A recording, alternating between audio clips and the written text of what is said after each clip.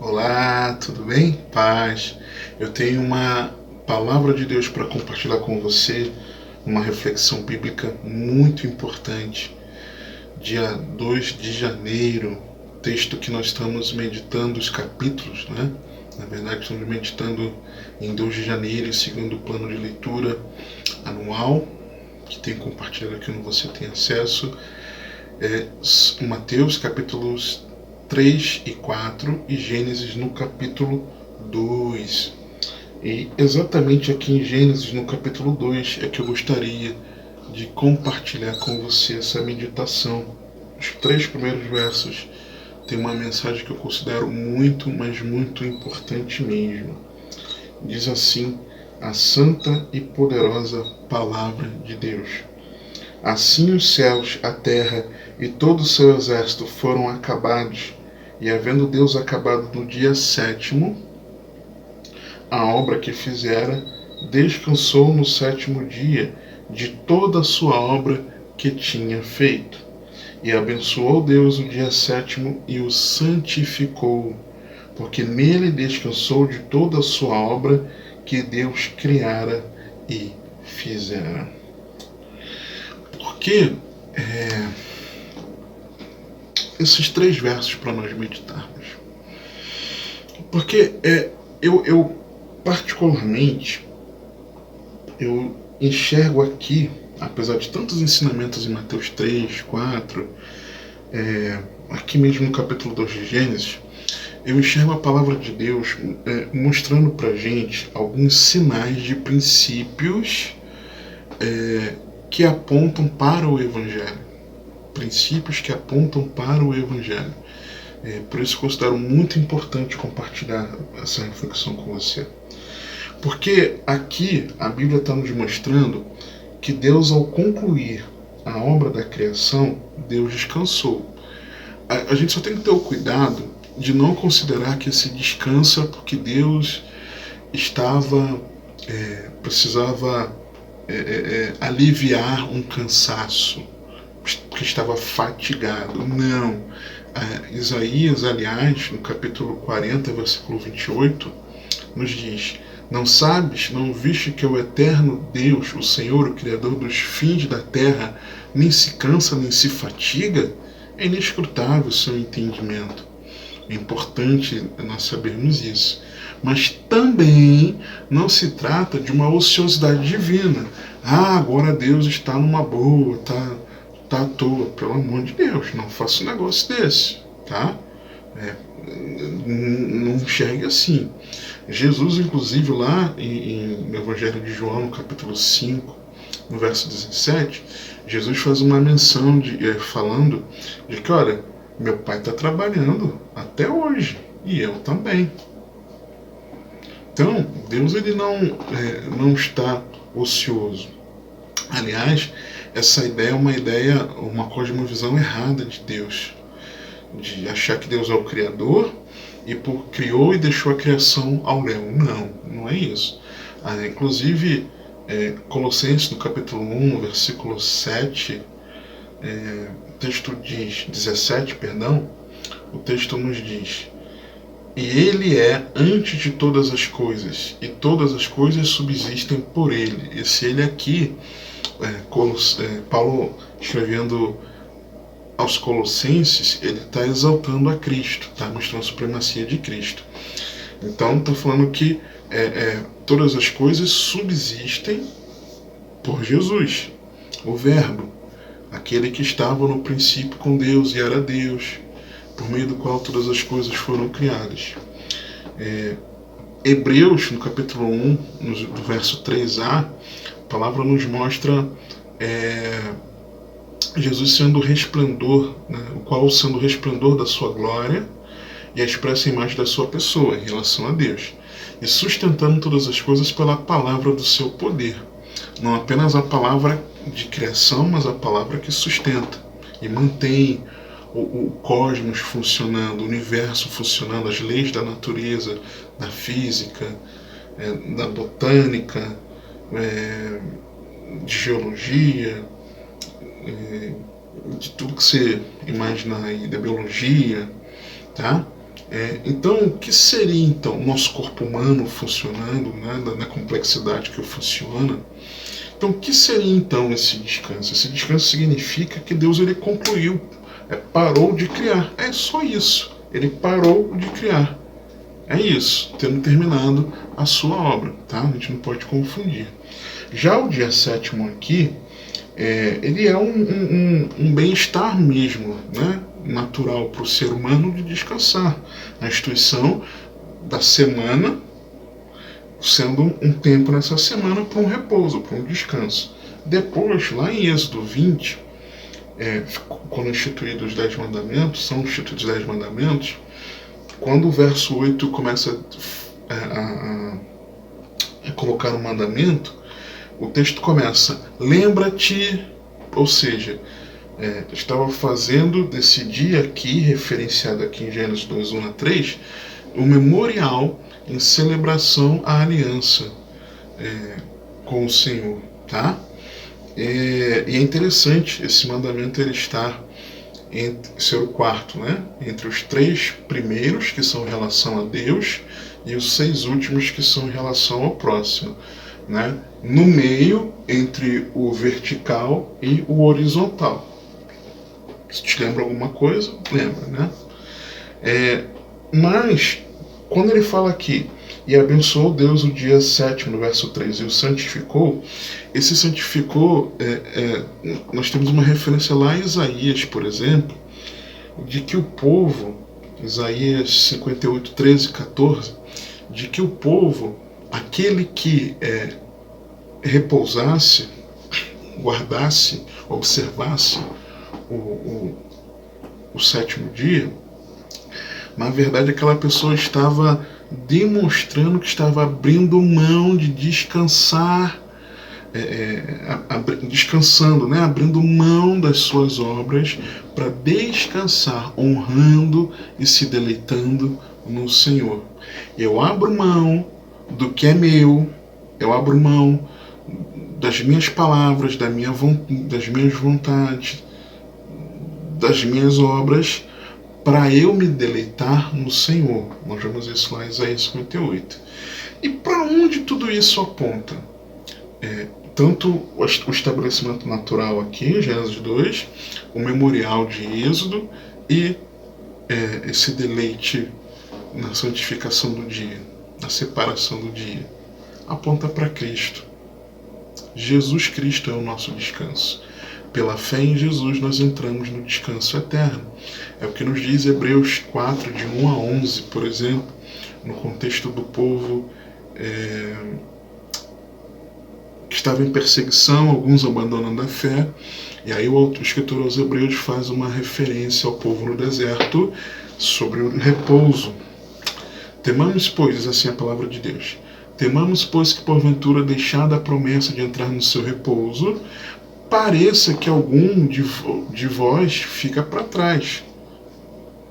Deixou a promessa do repouso, porque também a nós foram pregadas as boas novas como a eles, mas a palavra da pregação nada lhes aproveitou, porquanto não estava misturada com a fé naqueles que a ouviram. Então eu preciso receber a palavra com fé, porque nós os que temos crido entramos no repouso, tal como disse, quem crê por ouvir uma pregação, crê em quem? Crê em Jesus, combinado? Então, crendo em Cristo, você está entrando no repouso. Entrar no repouso é descansar em Jesus Cristo. É abrir mão das suas obras para tentar se salvar ou para acrescentar algo à sua salvação, mas repousar, descansando na graça que há em Cristo Jesus. Mas continuando Hebreus 4. Tal como disse, assim jurei na minha ira, que não entrarão no meu repouso, embora as suas obras estivessem acabadas desde a fundação do mundo. Peraí, se nós vemos em Gênesis 2 o Senhor repousando, como é que você não tem nenhum outro repouso? Está falando de Cristo, o repouso eterno em Cristo. Porque em certo lugar disse assim do dia sétimo, e repousou Deus de todas as suas obras no sétimo dia. Lemos aqui inclusive, tá? E outra vez neste lugar, não entrarão no meu repouso. Visto, pois, que resta que alguns entrem nele, e que aqueles a quem primeiro foram pregadas as boas novas não entraram por causa da desobediência, determina outra vez um certo dia, hoje, dizendo, por Davi, muito tempo depois, Salmo 95, referência a Salmo 95 agora. Como está dito, hoje, se ouvirdes a sua voz, não endureçais os vossos corações, porque se Josué lhes houvesse dado repouso, não falaria depois disso de outro dia. Portanto, resta ainda o repouso para o povo de Deus. Então também não era a terra prometida esse repouso, ok? Porque aquele que entrou no seu repouso, ele próprio descansou de suas obras. Quem entra no repouso, quem está em Cristo, repousa das suas obras. Não tenta fazer nada para se salvar. Mas sabe que a salvação é pela fé, é pela graça de Deus por meio da fé em Cristo Jesus. Como Deus das suas, ou seja, como Deus repousou das obras aqui em Gênesis 2, 1 a 3, nós que cremos em Cristo por meio da pregação da palavra, nós entramos no repouso que é Cristo, descansamos nele, confiamos completamente nele para nossa salvação, não em nós, e nós descansamos das nossas obras também. Procuremos, pois, entrar naquele repouso, para que ninguém caia no mesmo exemplo de desobediência. Quem descansa das suas obras, estando em Cristo, primeiro, não tenta justificar a si mesmo. Gênesis 3, 7 a 11, depois 21. Então foram abertos os olhos de ambos e conheceram que estavam nus, Adão e Eva, e cozeram folhas de figueira e fizeram para si aventais. Eles tentaram cobrir a nudez deles. E ouviram a voz do Senhor Deus que passeava no jardim pela viração do dia, e esconderam-se Adão e sua mulher da presença do Senhor Deus entre as árvores do jardim. E chamou o Senhor Deus a Adão e disse-lhe: Onde estás? E ele disse: Ouvi a tua voz soar no jardim e temi, porque estava nu e escondi-me. E Deus disse: Quem te mostrou que estavas nu? Comeste tu da árvore de que te ordenei que não comesses? E fez o Senhor Deus, no versículo 21 agora, a Adão e a sua mulher túnicas de peles os vestiu. Ou seja, as atitudes dele não poderiam salvá-lo da sua vergonha pelo pecado. Ele até reconheceu que estava em pecado, mas ele não poderia se salvar. Ele não poderia cobrir a sua vergonha, não poderia redimir-se. Mas Deus ter coberto eles da túnica de peles de animais ali, de animal, apontava para o Cordeiro que seria imolado pela nossa redenção, Jesus Cristo. Ok? Então não tente justificar a si mesmo. Segundo, essa pessoa se rende a Cristo pela exposição do Evangelho. A história de Cornélio, Atos 10, versículo 1 a 6. E havia em Cesareia um homem por nome Cornélio, centurião da corte chamada Italiana, piedoso, temente a Deus, com toda a sua casa, o qual fazia muitas esmolas ao povo e de contínuo orava a Deus. Parece até um servo de Deus, né? Este, quase à hora nona do dia, viu claramente numa visão um anjo de Deus, tinha até experiências espirituais, que se dirigia para ele e dizia: Cornélio, o qual, fixando os olhos nele e muito atemorizado, disse: Que é, Senhor? E disse-lhe: As tuas orações e as tuas esmolas têm subido para a memória diante de Deus. O Senhor estava contemplando. Mas olha o alerta do anjo. Agora, pois, envia homens a Jope e manda chamar a Simão, que tem por sobrenome Pedro. Ele está hospedado com um certo Simão curtidor, que tem a sua casa junto do mar. Ele te dirá o que deves fazer. Ou seja, a religiosidade de Cornélio não poderia o salvar. Ele precisava ouvir o que Pedro teria para dizer. E o que é que Pedro prega? Pedro prega o Evangelho. Capítulo 10 ainda, dos versos 34 e 43, Pedro anuncia o Evangelho. E quando Pedro anuncia o Evangelho, Pedro conta, Lucas narra em Atos a experiência no capítulo 10, mas no capítulo 11, Lucas registra o que Pedro conta para se justificar à igreja em Jerusalém. Diz assim, um trecho do que ele estava falando. E contou-nos como vira em pé o anjo em sua casa e lhe dissera: envia homens a Jope, manda chamar a Simão, que tem por sobrenome Pedro, o qual te dirá as palavras com que te salves. Que palavras são essas? O Evangelho. Não é a religiosidade que vai salvar.